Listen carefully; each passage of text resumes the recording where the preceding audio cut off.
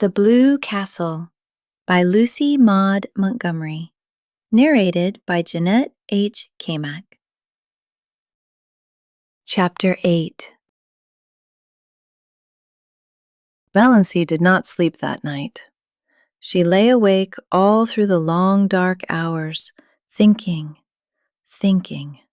She made a discovery that surprised her. She, who had been afraid of almost everything in life, was not afraid of death. It did not seem in the least terrible to her, and she need not now be afraid of anything else. Why had she been afraid of things? Because of life. Afraid of Uncle Benjamin because of the menace of poverty and old age. But now she would never be old, neglected, tolerated. Afraid of being an old maid all her life. But now she would not be an old maid very long. Afraid of offending her mother and her clan because she had to live with and among them and couldn't live peaceably if she didn't give in to them. But now she hadn't. Valancy felt a curious freedom, but she was still horribly afraid of one thing, the fuss the whole jamfrey of them would make when she told them. Valancy shuddered at the thought of it. She couldn't endure it. Oh, she knew so well how it would be. First, there would be indignation. Yes, indignation on the part of Uncle James because she had gone to a doctor, any doctor, without consulting him. Indignation on the part of her mother for being so sly and deceitful. To your own mother, Doss. Indignation on the part of the whole clan because she had not gone to Dr. Marsh. Then would come the solicitude. She would be taken to Dr. Marsh, and when Dr. Marsh confirmed Dr. Trent's diagnosis, she would be taken to specialists in Toronto and Montreal. Uncle Benjamin would foot the bill with a splendid gesture of munificence in thus assisting the widow and orphan, and talk forever after of the shocking fees specialists charged for looking wise and saying they couldn't do anything. And when the specialists could do nothing for her, Uncle James would insist on her taking purple pills. I've known them to effect a cure when all the doctors had given up. And her mother would insist on Redfern's blood bitters, and Cousin Stickles would insist on rubbing her over the heart every night with Redfern's liniment on the grounds that it might do good and couldn't do harm. And everybody else would have some pet dope for her to take. Dr. Stalling would come to her and say solemnly, "You are very ill. Are you prepared for what may be before you?" Almost as if he were going to shake his forefinger at her, the forefinger that had not grown any shorter or less knobbly with age. And she would be watched and checked like a baby, and never let do anything or go anywhere alone. Perhaps she would not even be allowed to sleep alone, lest she die in her sleep. Cousin Stickles, or her mother, would insist on sharing her room and bed. Yes, undoubtedly they would. It was this last thought that really decided Valancy. She could not put up with it, and she wouldn't. As the clock in the hall below struck 12, Valancy suddenly and definitely made up her mind that she would not tell anybody. She had always been told, ever since she could remember, that she must hide her feelings. It is not ladylike to have feelings, Cousin Stickles had once told her disapprovingly. Well, she would hide them with a vengeance. But though she was not afraid of death, she was not indifferent to it. She found that she resented it. It was not fair that she should have to die when she had never lived. Rebellion flamed up in her soul as the dark hours passed by. Not because she had no future, but because she had no past. I'm poor, I'm ugly, I'm a failure, and I'm near death, she thought. She could see her own obituary notice in the Deerwood Weekly Times, copied into the Port Lawrence Journal. A deep gloom was cast over Deerwood, etc., etc. leaves a large circle of friends to mourn, etc., etc., etc. Lies, all lies. Gloom, forsooth. Nobody would miss her. Her death would not matter a straw to anybody. Not even her mother loved her mother who had been so disappointed that she was not a boy, or at least a pretty girl. Valancy reviewed her whole life between midnight and the early spring dawn. It was a very drab existence, but here and there an incident loomed out with a significance out of all proportion to its real importance. These incidents were all unpleasant in one way or another. Nothing really pleasant had ever happened to Valancy. I've never had one wholly happy hour in my life. Not one, she thought. I've just been a colorless non-entity. I remember reading somewhere once that there is an hour in which a woman might be happy all her life if she could but find it. I've never found my hour. Never, never. And I never will now. If I could only have had that hour, I'd be willing to die. Those significant incidents kept bobbing up in her mind like unbidden ghosts, without any sequence of time or place. For instance, that time when, at 16, she had blued a tub full of clothes too deeply, and the time when, at 8, she had stolen some raspberry jam from Aunt Wellington's pantry. Valancy never heard the last of those two misdemeanors. At almost every clan gathering, they were raked up against her as jokes. Uncle Benjamin hardly ever missed retelling the raspberry jam incident. He had been the one to catch her face all stained and streaked. I have really done so few bad things that they have to keep harping on the old ones, thought Valancy. Why, I've never even had a quarrel with anyone. I haven't an enemy. What a spineless thing I must be not to have even one enemy. There was that incident of the dust pile at school when she was 7. Valancy always recalled it when Dr. Stalling referred to the text, "To him that hath shall be given, and from him that hath not shall be taken even that which he hath." Other people might puzzle over that text, but it never puzzled Valancy. The whole relationship between herself and Olive, dating from the day of the dust pile, was a commentary on it. She had been going to school a year, but Olive, who was a year younger, had just begun and had about her all the glamour of a new girl, and an exceedingly pretty girl at that. It was at recess, and all the girls, big and little, were out on the road in front of the school making dust piles. The aim of each girl was to have the biggest pile. Valancy was good at making dust piles. There was an art in it, and she had secret hopes of leading. But Olive, working off by herself, was suddenly discovered to have a larger dust pile than anybody. Valancy felt no jealousy. Her dust pile was quite big enough to please her. Then one of the older girls had an inspiration. "Let's put all our dust on Olive's pile and make a tremendous one," she exclaimed. A frenzy seemed to seize the girls. They swooped down on the dust piles with pails and shovels, and in a few seconds, Olive's pile was a veritable pyramid.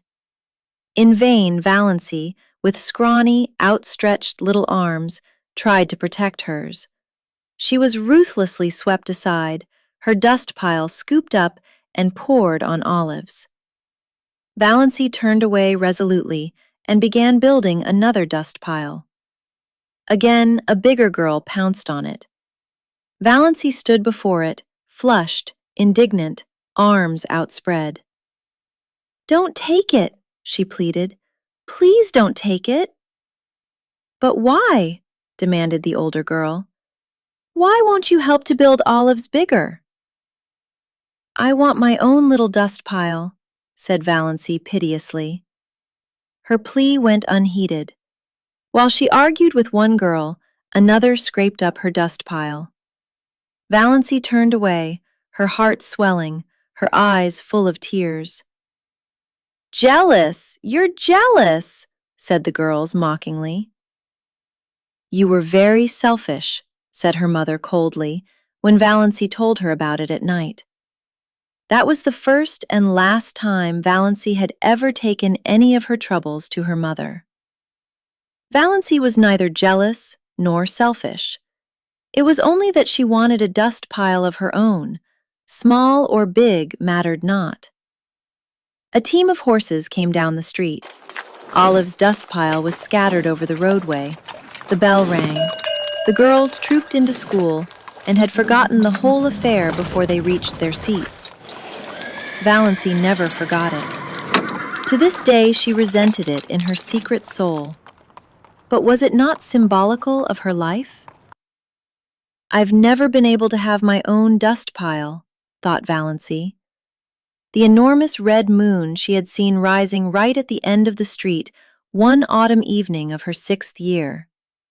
She had been sick and cold with the awful, uncanny horror of it. So near to her, so big. She had run in trembling to her mother, and her mother had laughed at her. She had gone to bed and hidden her face under the clothes in terror lest she might look at the window and see that horrible moon glaring in at her through it. The boy who had tried to kiss her at a party when she was 15. She had not let him. She had evaded him and run. He was the only boy who had ever tried to kiss her. Now, 14 years later, Valancy found herself wishing that she had let him. The time she had been made to apologize to Olive for something she hadn't done. Olive had said that Valancy had pushed her into the mud and spoiled her new shoes on purpose. Valancy knew she hadn't. It had been an accident, and even that wasn't her fault, but nobody would believe her. She had to apologize and kiss Olive to make up. The injustice of it burned in her soul tonight. That summer when Olive had the most beautiful hat, trimmed with creamy yellow net, with a wreath of red roses and little ribbon bows under the chin. Valancy had wanted a hat like that more than she had ever wanted anything. She pleaded for one and had been laughed at. All summer she had to wear a horrid little brown sailor with elastic that cut behind her ears. None of the girls would go around with her because she was so shabby. Nobody but Olive. People had thought Olive so sweet and unselfish. I was an excellent foil for her, thought Valancy. Even then, she knew that. Valancy had tried to win a prize for attendance in Sunday school once, but Olive won it. There were so many Sundays Valancy had to stay home because she had colds. She had once tried to say a piece in school one Friday afternoon and had broken down in it. Olive was a good reciter and never got stuck. The night she had spent in Port Lawrence with Aunt Isabel when she was 10. Byron Sterling was there. From Montreal, 12 years old, conceited, clever. At family prayers in the morning, Byron had reached across and given Valancy's thin arm such a savage pinch that she screamed out with pain. After prayers were over, she was summoned to Aunt Isabel's bar of judgment. But when she said Byron had pinched her, Byron denied it. He said she cried out because the kitten scratched her.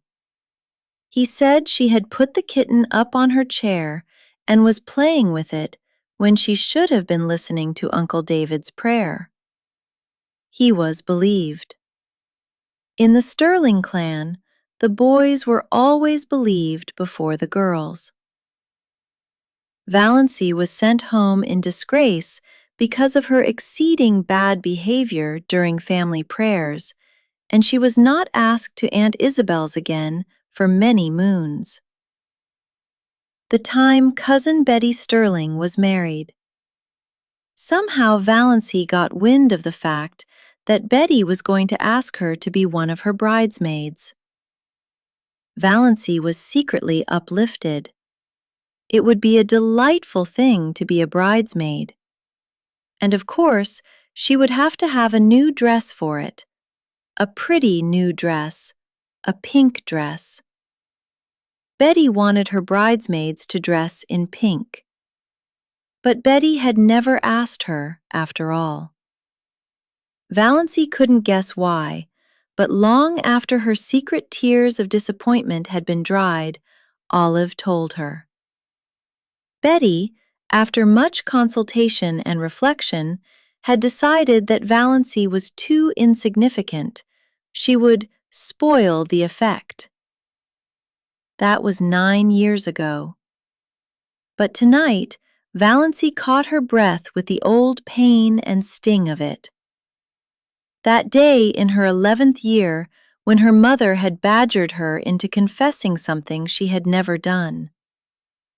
Valancy had denied it for a long time, but eventually, for peace sake, she had given in and pleaded guilty. Mrs. Frederick was always making people lie by pushing them into situations where they had to lie. Then her mother had made her kneel down on parlor floor between herself and Cousin Stickles and say, "Oh God, please forgive me for not speaking the truth." Valancy had said it, but as she rose from her knees, she muttered, "But oh God, you know I did speak the truth." Valancy had not then heard of Galileo, but her fate was similar to his. She was punished just as severely as if she hadn't confessed and prayed. The winter she went to dancing school. Uncle James had decreed she should go and had paid for her lessons. How she had looked forward to it, and how she had hated it. She had never had a voluntary partner. The teacher always had to tell some boy to dance with her, and generally he had been sulky about it. Yet Valancy was a good dancer, as light on her feet as thistledown. Olive, who never lacked eager partners, was heavy. The affair of the button string, when she was 10.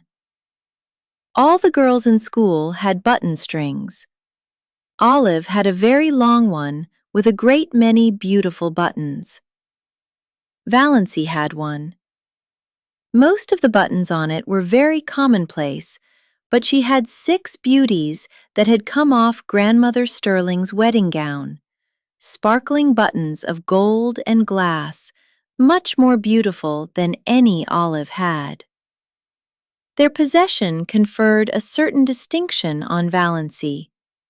She knew every little girl in school envied her the exclusive possession of those beautiful buttons. When Olive saw them on the button string, she had looked at them narrowly, but said nothing. Then. The next day, Aunt Wellington had come to Elm Street and told Mrs. Frederick that she thought Olive should have some of those buttons. Grandmother Sterling was just as much Wellington's mother as Frederick's. Mrs. Frederick had agreed amiably. She could not afford to fall out with Aunt Wellington. Moreover, the matter was of no importance whatever. Aunt Wellington carried off 4 of the buttons, generously leaving 2 for Valancy. Valancy had torn these from her string and flung them on the floor. She had not yet learned that it was unladylike to have feelings, and had been sent supperless to bed for the exhibition. The night of Margaret Blunt's party. She had made such pathetic efforts to be pretty that night. Rob Walker was to be there, and 2 nights before, on the moonlit veranda of Uncle Herbert's cottage at Mistowis, Rob had really seemed attracted to her. At Margaret's party, Rob never even asked her to dance, did not notice her at all. She was a wallflower, as usual. That, of course, was years ago. People in Deerwood had long since given up inviting Valancy to dances. But to Valancy, its humiliation and disappointment were of the other day. Her face burned in the darkness as she recalled herself, sitting there with her pitifully crimped, thin hair and the cheeks she had pinched for an hour before coming, in an effort to make them red. All that came of it was a wild story that Valancy Sterling was rouged at Margaret Blunt's party. In those days in Deerwood, that was enough to wreck your character forever. It did not wreck Valancy's, or even damage it.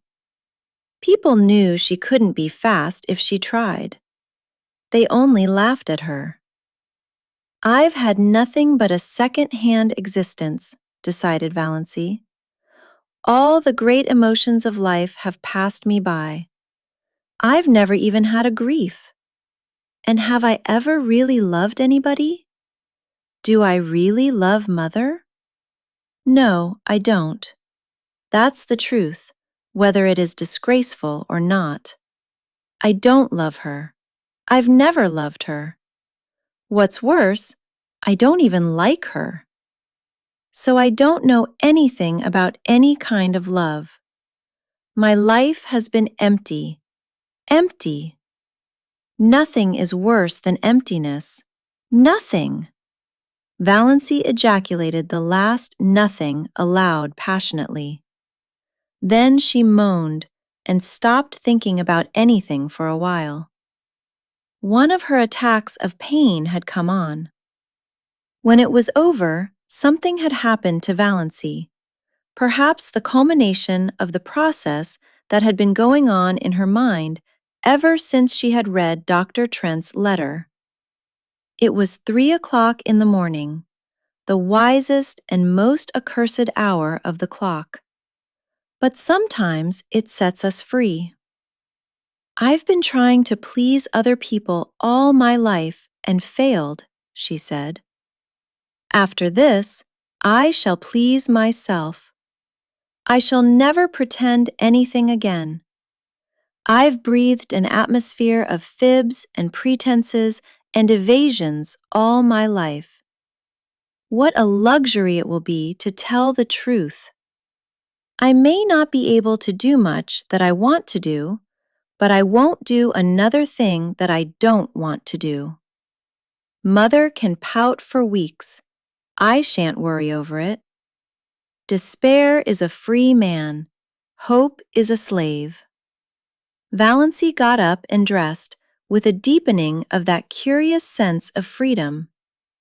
When she had finished with her hair, she opened the window and hurled the jar of potpourri over into the next lot. It smashed gloriously against the schoolgirl complexion on the old carriage shop. "I'm sick of fragrance of dead things," said Valancy.